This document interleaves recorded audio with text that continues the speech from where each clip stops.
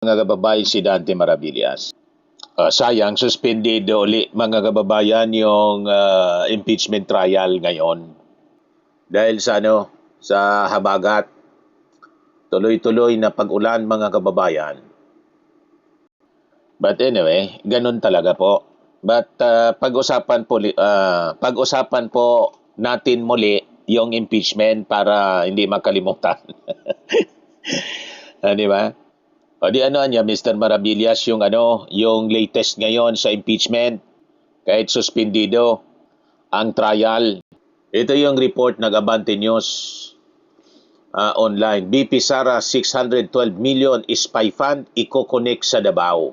So sabi dito sa balita, sinisipat ng House Prosecution Team ang history ni Vice President Sara Duterte sa paggamit ng malaking confidential funds bilang mayor ng Davao City dahil posibleng magiging susi ito daw sa impeachment trial kung ang parehong personnel at galawan ay ipinatupad din sa Office of the Vice President. Di ano niya, Mr. Maravillas, ang tingin mo sa ganong pananaw ng prosecution team? May punto ang prosecution team. Kasi ito po kasi na nakasanayan na po ni Sara Duterte sa Davao sa mahabang panahon. Kaya yung kanyang nakasanayan sa paggamit ng confidential billion po, mas pinakang malaki po yung Davao sa paggastos ng confidential funds among the cities over the country. Kahit yung mga pinakang malaking syudad tulad ng tulad ng Quezon City, Makati, mas malaki yung confidential funds mga kababayan sa Davao. At yung modus mga kababayan sa Davao, malinaw na nadala ni Sara Duterte nang manalo siya bilang vice presidente at mabigyan siya ng confidential funds, ng milyon-milyon na confidential funds. Kaya may punto ang ating mga prosecution team. Eh sabi dito sa balita, Gina Acosta gamay sa galawan. Nasanay siya, mga kababayan,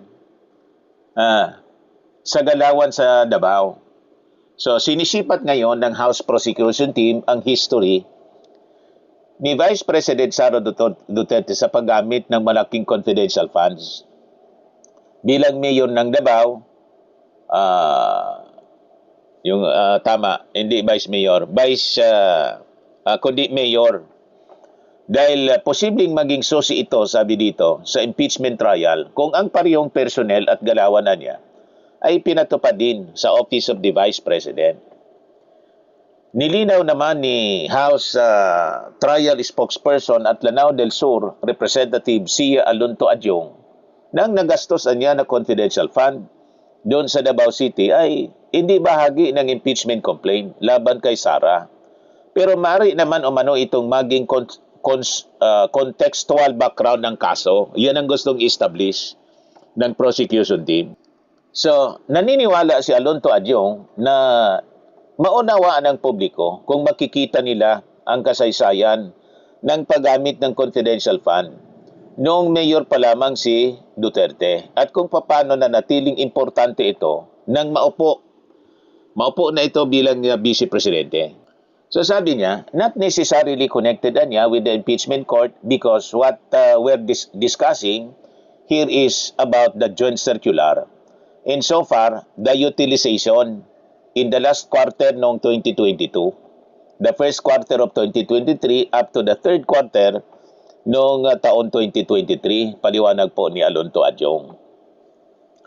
It would give us an ordinary person as an ordinary person a context kung paano itong confidential funds nagagamit at paano yung confidential funds ay mukhang napaka-importante kay Vice President Sara Duterte.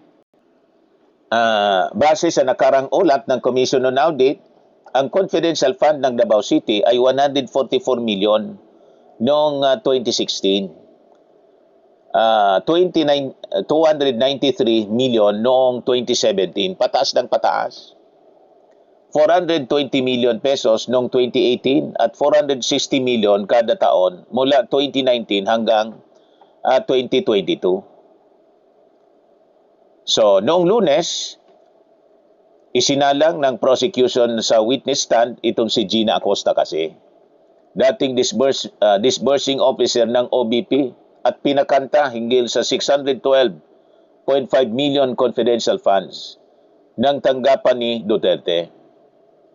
So sabi po mga kababayan ni Adjong, mukhang mayroon na talagang knowledge and know-how itong si Gina Acosta doon sa mga paraan kung paano nila i-liquidate itong confidential funds. At yun po ang dinala nila sa Office of the Vice President. Nakasanayan yung gawi. May pattern. Hindi rin naniniwala ang prosecution na hirap magsalita at umintindi ng Tagalog at English itong si Acosta dahil bilang disbursing officer, naintindihan nito kahit mga technical term. Nagmamali-mali lang po yon mga kababayan. Kaya umusok si Senator Erwin Tulfo. Tama na niyang panluloko nung nasa Congress niya investigation. Ito niya, Tagalog yung sinasagot mo, napakalinaw. Pagkatapos ngayon, hirap ka na magsalita ng Tagalog. Tama na niyang panluloko.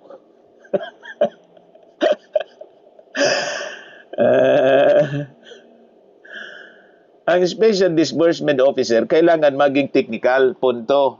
Mga kababayan ni Alonto Adjong. Napansin naman ni House Prosecutor at Manila Representative Joel Chua ang pagtaas ng confidential funds ng Davao noong si Duterte ang mayor at ang paghingi nito ng parehong pondo noong naging vice presidente ito at kalihim ng DepEd. Kung titingnan mo, parang may pattern kasi noon siya ay inaupo bilang mayor ng Davao. Biglang lumaki, kung hindi man dumoble, parang na-triple pa yung confidential funds niya sa Davao bilang alkalde. Paliwanag mga kababayan ni Joel Chua. So tama yung argumento ng prosecution. Kailangan talaga tingnan kasi dito nagsimula yung pagkasanay, yung modus sa Davao na dala sa Office of the Vice President. Itong si Acosta, nagsilbing disbursing officer sa Davao po. Recycle dito. So ayon sa pinakauling ulat na at record ng pamahalaan, hindi bago ang pangalan mga kababayan ni SDO Gina Acosta sa sistema ni Sara Duterte. Si Acosta mga kababayan ay matagal nang kasama ni Sara mula noong alkalde pa ito sa Davao City bago binitbit sa OBP upang maging taga-withdraw ng sandamakmak na pera. O ngayon, kinonfirma sa mga nagdaang pagdinig na daang-daang milyong cash ang sunod-sunod na pinalabas sa ilalim ng pamamahala mga kababayan nitong si Gina Acosta bilang disbursing officer ni Sara. So ang pondong ito ay mabilisang na-liquidate sa loob lamang ng iilang araw gamit ang mga kadudadudang resibo na isinuka ng Commission on Audit. So, dito sa red flag mga kababayan na nadiscovery ng COA, ang garapalan mga kababayan na pattern na ito ang dahilan kung bakit nag-issue ang COA ng notice of disallowance. Dahil sa mga acknowledgement receipts nga po na may mga piking pirma, mga pangalang hindi umiiral sa Philippine Statistics Authority at mga transaksyong walang lehitimong basihan. Iyan yung na-discovery po. Ngayon, magkaibang opisina pero iisang taktika mga kababayan ang na-discovery. It is actually a blueprint of greed na masasabi natin. So ano yung naging standard operating procedure, mga kababayan? SOP. Standard operating procedure. Yung galawan. May malinaw po na pattern ng avarice o matinding kasakiman sa confidential funds itong si Sara Duterte. Nung alkalde pa siya ng Davao, biglang na triple. As stated po ni Congressman Joel Chua, na triple po ang secret funds ng lungsod mula 144 million noong 2016 naging 460 million noong 2022. Nung alkalde pa siya, before siyang tumakbo bilang vice presidente. So nung naging vice presidente at DepEd secretary, dinala niya ang iisang Davao, yung niya, mga katiwala niya sa Davao, at ginamit ang parihong estelo. Mga trusty personnel niya sa Davao, dinala niya sa Office of the Vice President. Tapos yung galawan, ginamit yung parihas na galawan. Sa pagpasok ng mga pundo, at saka mabilisang gagastusin mga kababayan. 11 days, ubos. Nawala ng nakakakita. So ang matinding aversion o pag-iwas mga kababayan nitong si Sara sa tamang liquidation ay patunay may tinatago silang modus.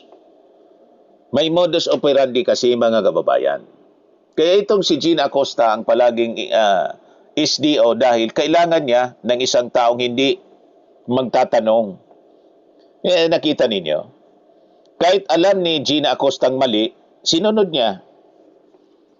Kasi inutos daw, mga kababayan, yun ang utos daw ng kanyang head of agency, referring to Sara Duterte. So kailangan niya ng taong hindi magtatanong, pipirma agad, bulag na pipirma ng tseke at handang gumawa ng mga multong dokumento para lamang po burahin ang financial trail. Na yun ang nangyari mga kababayan. So ganito yung naging eksena. Isipin mo na, may isang manager, si Sara yon, na lumipat ng trabaho mula sa isang grocery sa Davao. Yan ang paglalarawan. Papunta sa isang Dambualang Mall, yung Office of the Vice President na, at saka yung DepEd. Dahil alam niyang may plano siyang maniobrahin ng pundo, hindi siya kukuha ng bagong accountant na pwedeng magsumbong sa pulis. Yun ang ginawa, mga kababayan. Pagsasalarawan lang ito, yung eksena. Analogy. Binitbit niya ang kanyang lumang kasabwat mula sa probinsya, yung SDO, si Gina Acosta. Galing Davao, para siya pa rin ang humawak ng susi ng kaha. Yun ang nangyari mga kababayan. In simple term, yun ang pagsasalarawan na malinaw. Ngayon, ano na yung nangyaring sa buwatan? Si Acosta ang pumirma, si Sara ang nag-utos. Pagka-withdraw ng milyon-milyon sa bangko, isinilid ito sa mga traveling bags, 4 na traveling bags ang pinaglagyan mga kababayan. Kapag hinahanapan ng resibo ng may-ari ng mall, maglalabas si Acosta ng mga pirasong papel na may pirma ng mga taong imbento lang.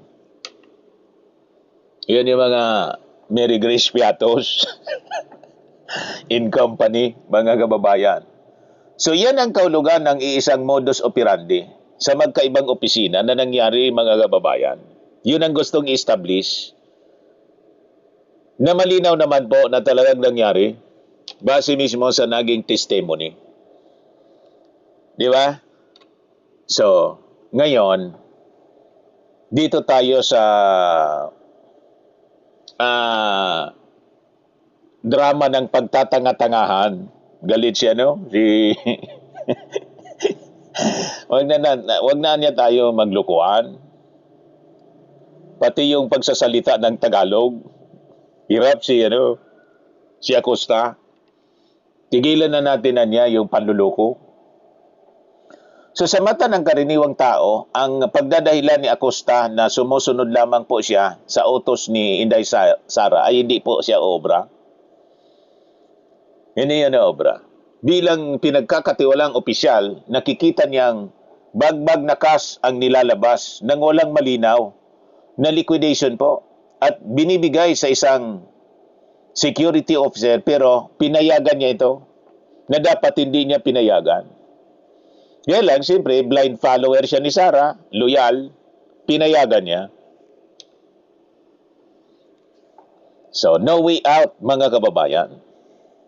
Hindi ka pwedeng magugas kamay dito at magpanggap na walang kinalaman habang kasama kang nagmamaniobra sa buwis ng bayan.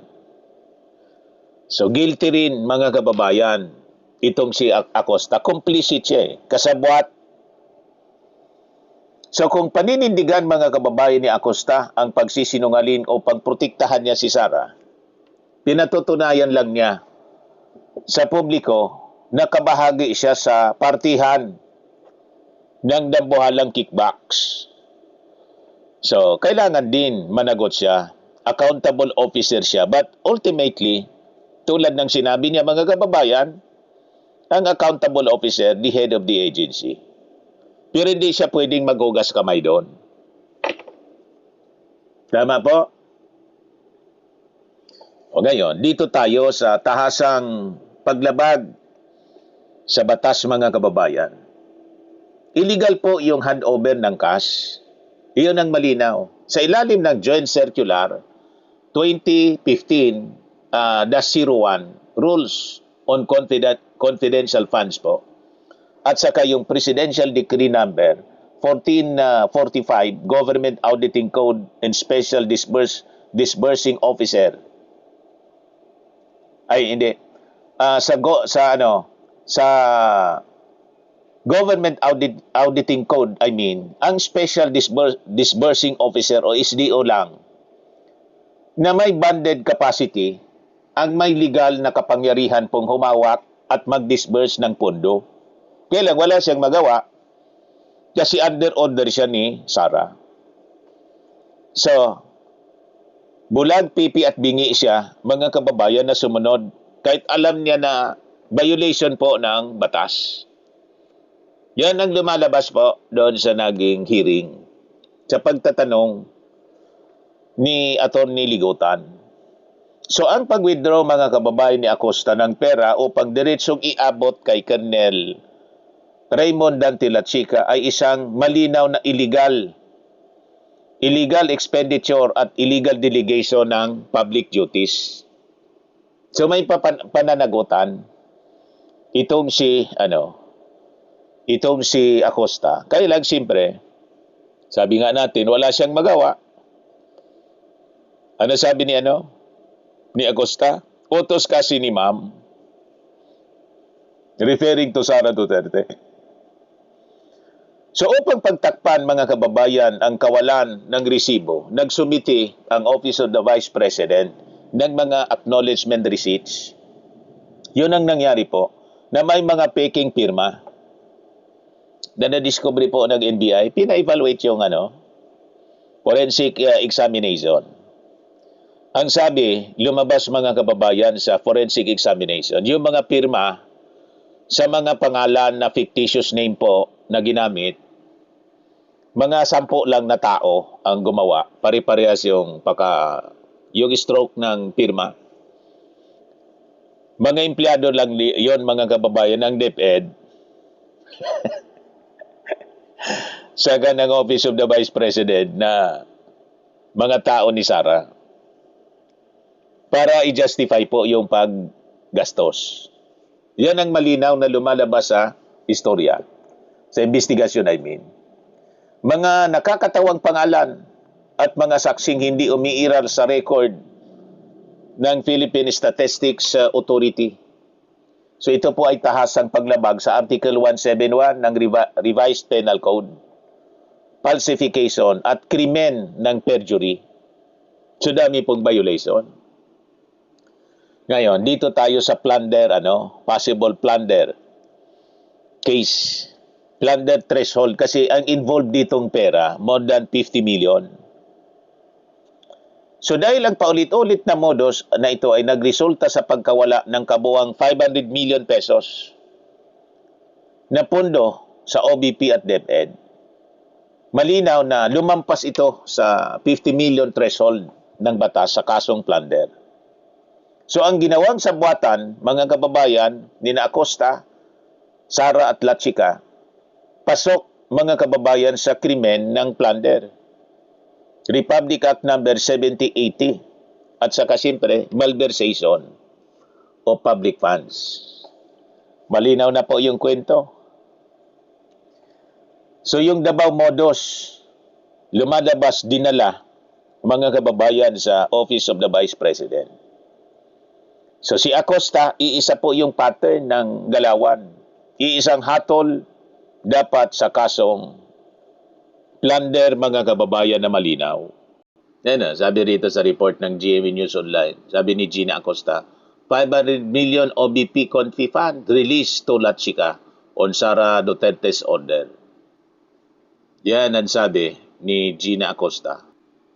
Sa mga naghanap ng malinis and spacious fitness gym, pumunta lang po kayo sa aming Colossal Fitness Gym. We also offer Grab Car Rental with our brand new 2023 model ng Toyota Innova. We also accept booking for those who are planning to travel via PAL, Cebu Pacific, and other airline companies, local and international, and bills payment for Meralco Bills, PLDT, Aleco Bills, etc. Ang Colossal Fitness Gym is located at 3rd floor Security Bank Building, Landco Business Park, Legazpi City, Albay. For inquiries, look for Chilon Maravillas, contact number 0966-802-0949. Yan yung aming Innova. Lagi na pong matao sa amin. Pati mga foreigners po, tingnan ninyo, mga British tourists sila. Ang lalaki ng katawan mga kababayan, nag-gym sa amin. Ito naman po, Indian National. Ito mga mga European sila. Ito naman yung bago na. Ito naman po, Firmax Firming and Lifting Cream, pinapahid po sa mga pulses in other affected area. Mainam po ito sa mga pains at paninigas na mga kasukasuan. Ito po, Automax Radiant Serum. Sa mukha naman yung application. Anti-aging po siya. You will look 10 years younger than your age. Ito naman po yung bagong product naming binibenta online.